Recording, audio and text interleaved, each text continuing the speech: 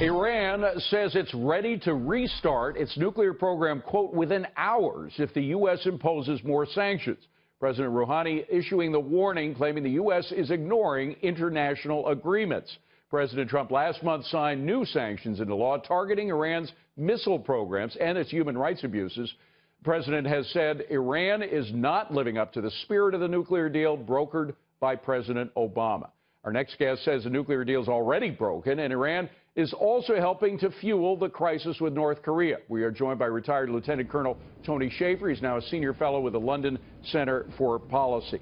Hey, David. How are you, Colonel? Let me just go back to what Iran got from the United States when President Obama brokered the deal. They got the release of hundreds of billions of dollars in oil revenue over time. I mean, that was the big kahuna. Huge. And that gave them a standing in world power far beyond what they should have.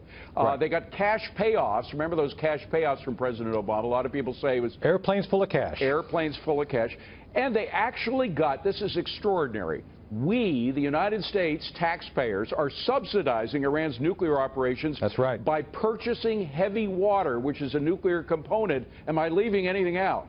Well, those are the big pieces which are the most important. And I think, in addition to that, David, we should add to the fact that with all this returned revenue, they're both plussing up their defense budget by, I think, something like $800 million, if not more.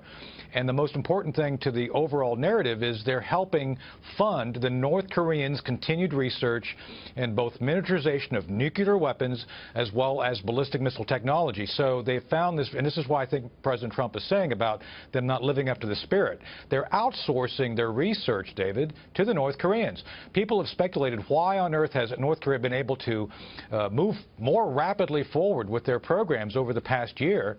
Well, it's because of all the infusion of the money from the Iranians. All the infusion of the money and the technology. And let me just add one thing, because I think it's important for historical purposes to remember what happened. This is a deal, and as you just outlined, it looks like we are empowering Iran, not only financially, but also in their nuclear development.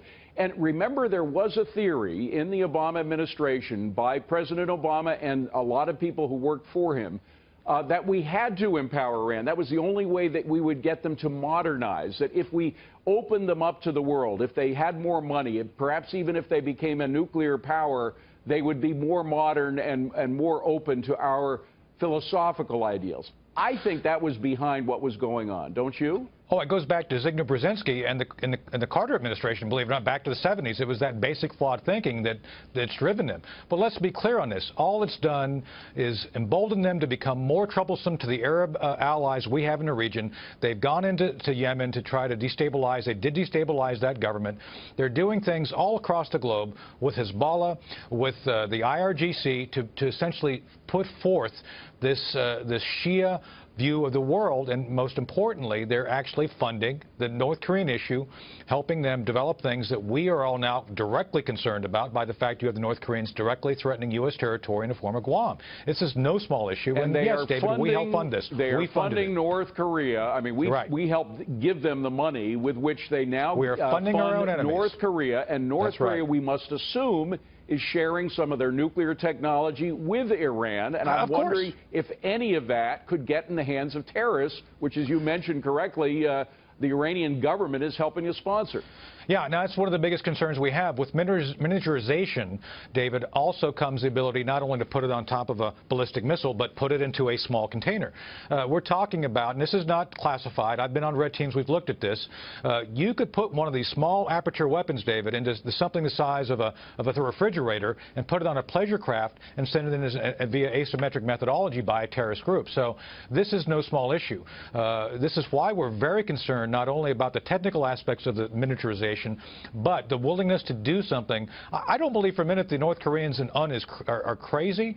They are very sane. It's just they're very problematic. They want to do things to damage us, and they've been told now you can't do it directly, so they may well find a different methodology, and partnering with the Iranians is clearly an option for them. Colonel, we only have about 20 seconds, but is North Korea going to play nice now that China apparently called them and told them to cut off the threats against the United States? The most underreported element of the whole Korean situation was China saying, North Korea, you attack the U.S., you're on your own. That's huge, and that opens the door for us to do a number of things should we be attacked. So no, I don't think they're going to play nice, but I don't think they're going to attack either.